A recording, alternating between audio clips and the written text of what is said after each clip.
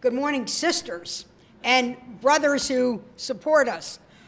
It's wonderful to be here on Valentine's Day to affirm that we have to have heart-to-heart talks and we have to have heart-to-heart screening. It's a special treat to be here with Irene Pollin. Irene is truly the founding mother of the sister-to-sister heart screening program. And it's Irene Pollin who, as the founding mother, has been a game changer, because for too long, women did not believe that heart disease was their disease, that somehow or another, and neither did the medical establishment.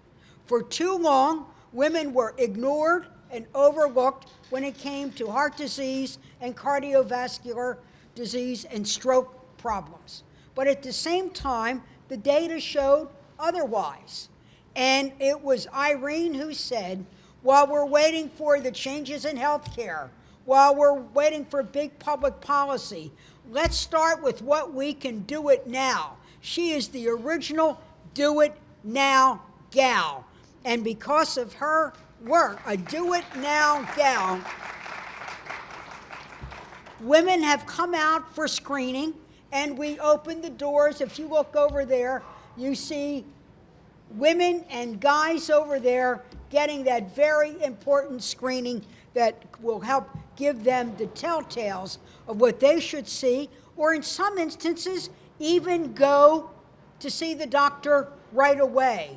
There have been issues where the detection of high blood pressure right at the screening was so alarming, it was get to the doc and get to the hospital right away. So Irene, long before there were other issues being raised in healthcare, you got out there and you just did it. And you said, woman to woman, sister to sister, we're going to do it. Too many women didn't have health insurance. They were either stay-at-home moms or they worked in jobs that were not covered by health insurance. For many women, the first concern about health care is for their children. Women will do anything to make sure their children have access to health care.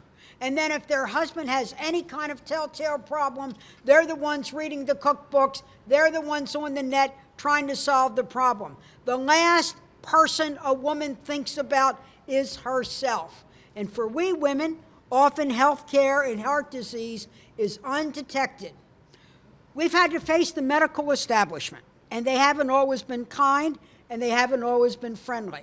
For many years at the National Institutes of Health, women were systematically excluded from being included in the research. When I came to the Congress working on a bipartisan basis with my dear friends, Connie Morella of Montgomery County, Pat Schroeder, and Olympia Snow, and then Nancy Kassebaum, we took on the establishment because one of the examples was, in heart disease, take an aspirin a day and keep a heart attack away. It was done on 10,000 medical residents, all of whom were male. Not one woman was included. They said it was our hormones. Whoa. Well, and one doctor, who's since retired for all kinds of reasons, said we had raging hormones. Well, we raged because we weren't included in the protocols. But working together and working with the people at NIH, we were able to change that. And then the appointment of Dr. Bernadine Healy was a game changer as well. A dear friend whose memory and the loss we still honor and grieve over. So we've worked now to make sure we're included in the research. Now we're working to increase the funding in the research. But research is a hollow opportunity unless it gets out in clinical practice. And what do we know? Women experience heart symptoms differently than men. The guys have the shooting pain down the arm, the shortness of breath, and so on. For we women, it's often fatigue. It's often GI disturbances. And I know that from a personal story. 5 years ago, I began to feel terrible. I couldn't walk a half a block in the heart building. I was on so much Zantac and acid reflux, and so on. It was just getting worse and worse. Fortunately, I have some of the best health insurance in the world. I have a great primary care doctor, and he said, your AKJ seems really odd, and you're either under great stress, but if you can't walk and you're sick, you are under stress. So a short time at Mercy Hospital showed that I had atrial fib, okay? And the way it came up was incredible fatigue and GI distress. So one little pill a day, and following a good program, and being able to monitor and follow up. I'm the longest serving woman in worldwide history ever and ever. Now what I want for every woman. I want every woman to be able to have access to that right diagnosis so she can get the right care. But I think we, the women, that Irene, as a social worker, so community-minded, everything she does is community-based, is we've got to start early. This is why I'm an enthusiastic supporter of the First Lady's exercise and nutrition program. No child should be left out or left behind, and no child should be left inside.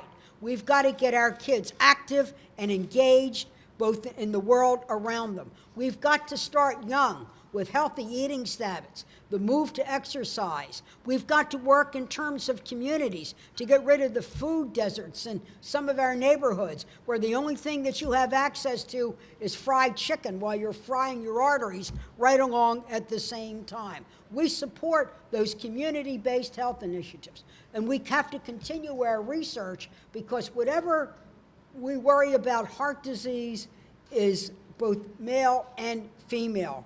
And last but not at all least, we need to continue the availability of preventive health services through our health care reform bill.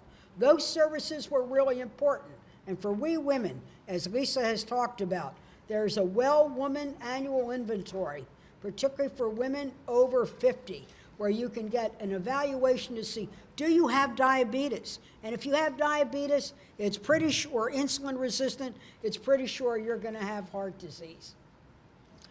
If you have other symptoms, we can go through that. And cardiovascular disease can be spotted early, and some of it can be spotted right over there. I wanna thank Irene, because she raised awareness, she raised consciousness, and she's raised hell. And I just love her for the fact that she just didn't wait for government to do it. She got out there and organized a sister-to-sister program. So from one sister to you, dear sister, we say thank you. And I'm so glad we could be together, heart to heart. God bless you.